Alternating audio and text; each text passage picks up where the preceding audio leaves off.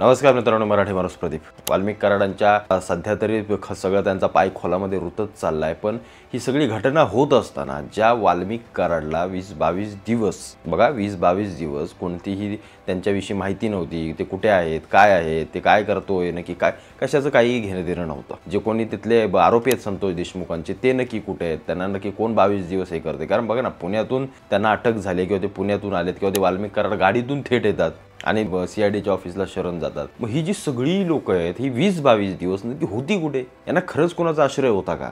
यांच्या मागे कोण नक्की हात चालवत होतं का? कारण हे वाल्मिक कराड जे आहे, हा वाल्मिक कराड त्याच्या नावावरची संपत्ती ऐकून अनेकांना घाम फुटला. काय ते 300 हायवा, म्हणजे एक हायवा नाही म्हटलं तरी 50 लाखाला एक येतो. 300 × 50 लाख करा बघू.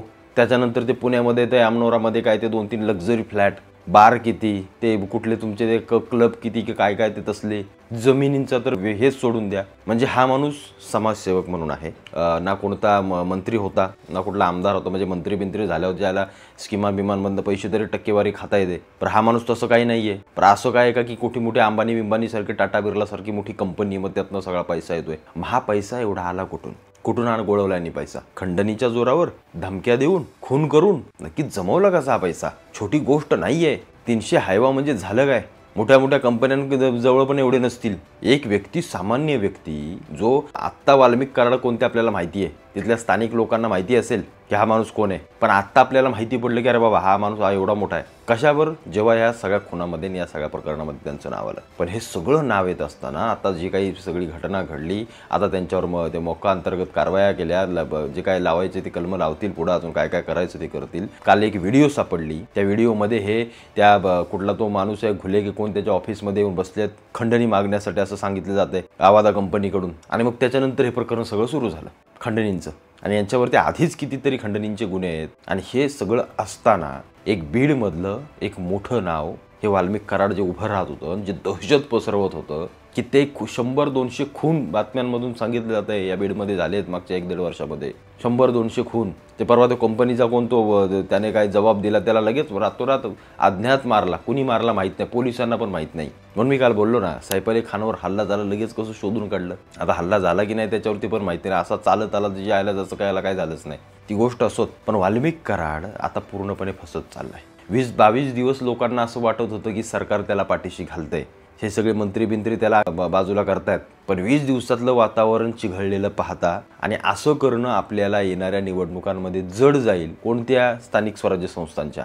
त्याच्यामुळं सध्या वाल्मिक कराडला फाशीची शिक्षा व्हावी याच्यासाठी सगळ्यात मोठी महाराष्ट्रातली नावं आता सध्या सगळ्यांना सांगतात. ज्या वाल्मिक कराड सोबत लोक धनंजय मुंडेंचं नाव चिटकवत होते, ते स्वतः धनंजय मुंडे सांगतायत की वाल्मिक कराडला फाशी झाली पाहिजे किंवा तिथल्या संबंधित जे कोणी असतील त्यांना फाशीची शिक्षा झाली पाहिजे. फाशी कुठले बाबा जन्मठेप नाही, तर अटक करा असलंही नाही, डायरेक्ट फाशीवर पोचले. म्हणजे साधा प्रश्न आहे की 20-22 दिवस ज्यांचं काय आपल्याला माहितीच नव्हतं, जो कोणी या सगळ्या प्रकरणावर बोलायला चुप्पी होते, ते अचानकपणे फाशीच्या सगळ्या मागण्या करू लागले आणि फाशी व्हावी असं सांगतात. देशमुखांचे जे हत्यारे आहेत, ज्यांनी निर्गुण हत्या केली आहे, त्यांना फास्ट ट्रॅकच्या कोर्टामध्ये ही केस लढवून तात्काळ फाशी द्यावी.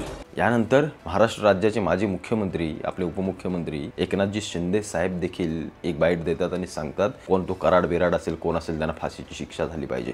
जे कराड असतील, वाल्मिक आणि आणखी कोणी असतील, कोणी एकही त्याच्यातून सुटणार नाही.